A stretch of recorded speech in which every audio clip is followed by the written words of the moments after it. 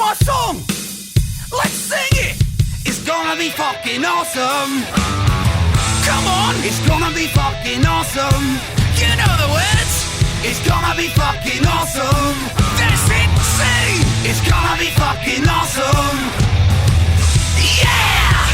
Hello, everybody. Happy Saturday. It is I, Jesse Blaze Snyder, the coolest geek alive. How are you doing out there in La La Land or wherever the fuck you may be? I hope you're doing good. If you're not, Care Bear stare straight into your heart. I hope you feel it. I mean it. Anyway, I am excited about everything going on. I am number one right now in this, what is it? The America's Next Top Hitmaker contest. I really appreciate anybody who's been voting for me. You can vote once every 24 hours. And if you do that, yes, I appreciate it. And every Monday, I'm still doing my Everything They Don't Want You to Know show. Every Saturday, this show, and every Wednesday, the main show for Coolest Geek Alive. If you're not watching me on YouTube when we go do the YouTube live stream, you should be. And I'm really excited to get into today's coolest pick. It is a relatively recent one. It's got a big audience. There's plenty of people watching, but I know that sometimes people hesitate to watch cartoons. And this is a full-length animated feature of Spider-Man. Spider-Man Into the Spider-Verse. It's PG. It's almost 2 hours long, and it is fucking amazing. It is one of my favorite animated films ever made. It's one of the most beautiful animated series of all time. And the voice cast is great. The soundtrack is great. Just the character designs, everything about it. It is like a comic book has been brought to life. And that is just, I'd always imagined that they could do that. Somebody could do that. Somebody could make something that really looked like one of my favorite comic books brought to life. And it looks like Marcos Martin and like so many other great creators. I mean, it's, got a little bit of Steve Ditko, got a little bit of Jack Kirby. It's really got so many wonderful influences, so many wonderful characters, more than just one movie villain for Spider-Man to fight, and lots of great variations of Spider-Man. So without further ado, let's talk about Spider-Man Into the Spider-Verse. The basic summation of the movie is, well, here's a version of it. You've got, I'm going to go with this one. Struggling to find his place in the world while juggling school and family, Miles Morales, a smart teenager from Brooklyn, reluctantly enrolls in an elite New York City boarding school. Wrestling with his new responsibilities, Miles discovers a whole new world hidden at an abandoned NYC subway tunnel, only to get bitten by a stealthy radioactive arachnid from another dimension. Now gifted with unfathomable powers, much like the original Spider-Man in 2002, Miles is shocked to discover that life has become even more complicated, unbeknownst to him, that he is about to get caught in the middle of a dreadful interdimensional conflict. More and more, with the fate of the multiverse hanging by a thread, young and utterly inexperienced Miles has no other choice but to master his newfound abilities, even though he believes that not everyone is cut out to be a hero.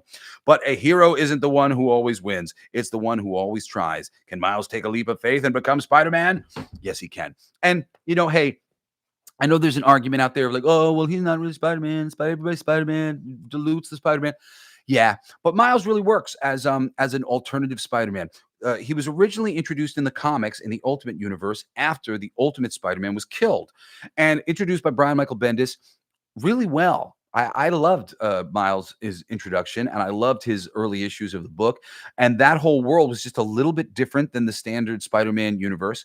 I've talked before about how Sony could easily just do a live-action version of the Miles Morales universe, start it with the Ultimate Spider-Man dying like they did in the comics, and just have it go from there with all these alternative versions of the Spider-Man villains. And people would be really excited to see that, especially because of some of the things that they did that just make Miles unique in his own right, like his dad being a police officer. His family dynamic is a lot different than the family dynamic that Peter has, but it's equally great. And especially the family dynamic in that his uncle is the Prowler, a great little nod to plenty of other characters in comics that have had a similar thing where they're a supervillain is their relative, and they're trying to kind of, they're like the alternative to that villain thing. And of course they're related to this person. So whenever they come up against them, it's a little bit hard for them to fight. Always a great story convention, and it works great here. And oh man, the Prowler looks awesome in the Spider-Verse movies. Everything looks awesome in the Spider-Verse movies. The Kingpin and Scorpion and Dr. Octopus, a female Dr. Octopus. So many cool variations of the characters, and they are really just ugh. The the amount of time that has been put into the film is just so apparent. And if you go behind the scenes and you find out stuff about the amount of effort that went into bringing this thing to life, it's incredible. I'm pretty sure it's the guy, what's his name? Chris Lords, and what's his other name? I'll pull up these people's names. Phil Lord and Rodney Rothman, who wrote Phil Lord did the screenplay. They had worked on the Lego movie, and that Lego movie, man, that thing was way better than it had any right to be. That totally, that's what got them this job. He executive produced the 22 Jump Street movie, and I think the 21 Jump Street as well. Strays. I mean, he's gone on to work on a lot of different things. Cocaine Bears, which wasn't great, but this dude's excellent. He knows comedy. He's really genuinely funny, and he's a great storyteller. And they produced and worked on this thing deeply, and it is just so well cast, so well done.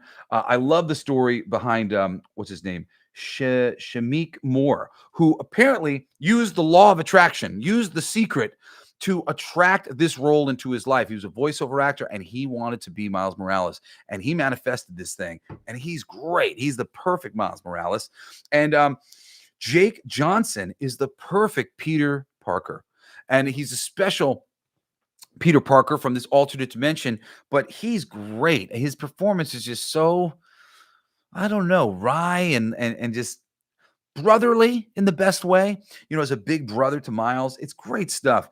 And Haley Steinfeld as Gwen Stacy, she's awesome. Of course, Marshala Ali as Uncle Aaron, fucking brilliant. Beyond that, you've got a ton of different great actors, like Lily Tomlin playing Aunt May, which is awesome. I think kind of the first time ever you had an Aunt May that feels like the Aunt May from the comics a little bit more. I mean, Aunt May in the first in the Tobey Maguire Spider-Man definitely feels like Aunt May, but there was a little bit of sass and a little bit of personality that was, the Aunt May in the film, on the Tobey Maguire film, is just like a little bit like soft. And over the years, Aunt May's become to be have a little bit more personality. And I really love Lily Tomlin as Aunt May. You got Zoe Kravitz as Mary Jane, who is a relatively small part in this instance here, but other great ones. The alternate Spider-Mans are played by amazing people like John Mulaney as Spider-Ham, excellent.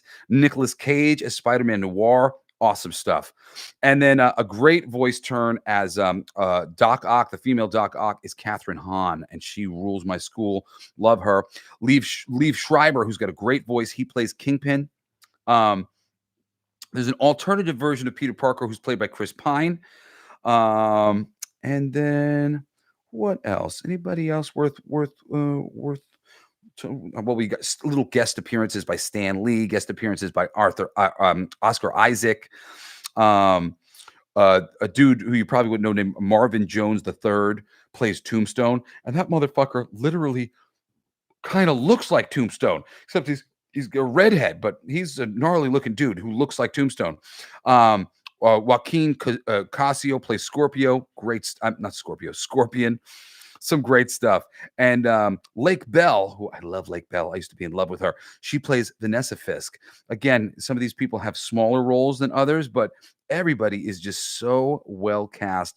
This movie is just soup to nuts, the single greatest Spider-Man movie ever made, as far as I'm concerned. Well, actually, I might say that it got observed by the Far From Home when you got the three Spider-Mans together. That one is equally as good as this, but not exactly in the same way. Not in the way that this movie is so wonderful, because it brings to life comics in a way that just has never been done before. Just the visuals and the pointillism and the way that they outline all the figures so that they look like they've been lettered. Not lettered. They look like they've been inked.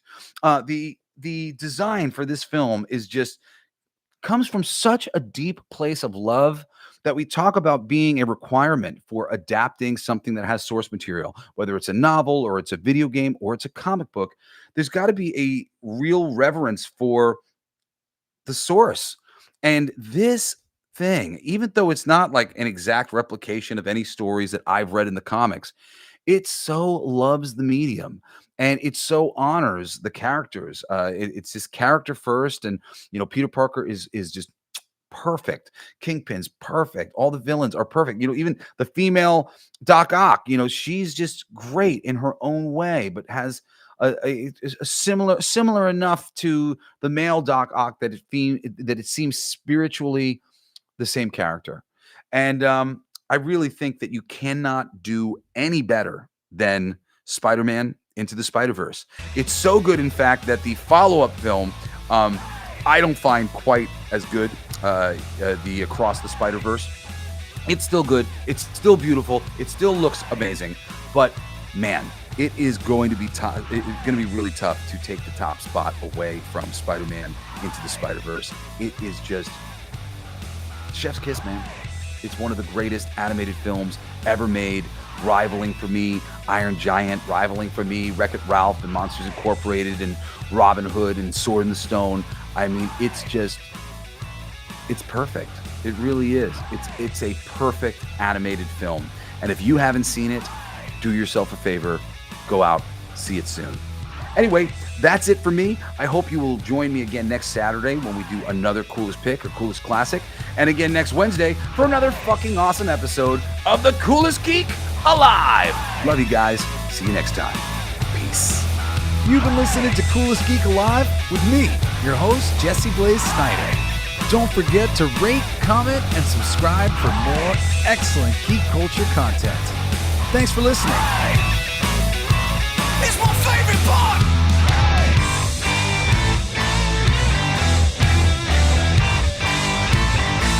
Isn't that heavy?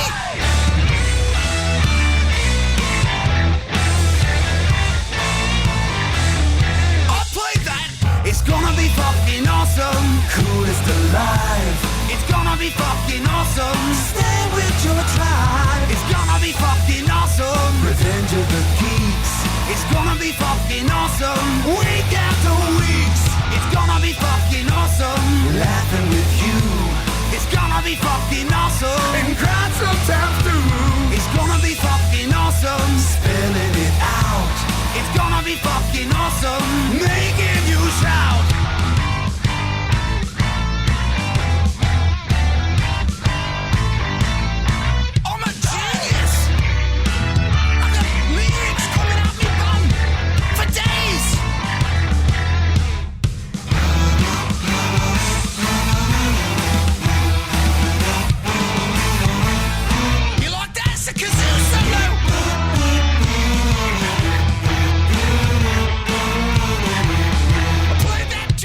It's gonna be fucking awesome. Talking some shit. It's gonna be fucking awesome. Living legit. My voice is gonna be fucking awesome. Food in our mouth. It's gonna be fucking awesome. Get in the mouth. It's gonna be fucking awesome. Tell all your friends. It's gonna be fucking awesome. Call right or text. It's gonna be fucking awesome. Raising the bar. It's gonna be fucking awesome. Straight to the stars. It's gonna be fucking awesome. It's starting soon. It's gonna be fucking awesome. Passing the moon. It's gonna be fucking awesome. On with the show. It's gonna be fucking awesome. Ready, set, go. It's gonna be fucking awesome. Fucking awesome. It's gonna be fucking awesome. Just wait. You'll see. You'll all see. You'll all see. The Podcast Playground. Hooray!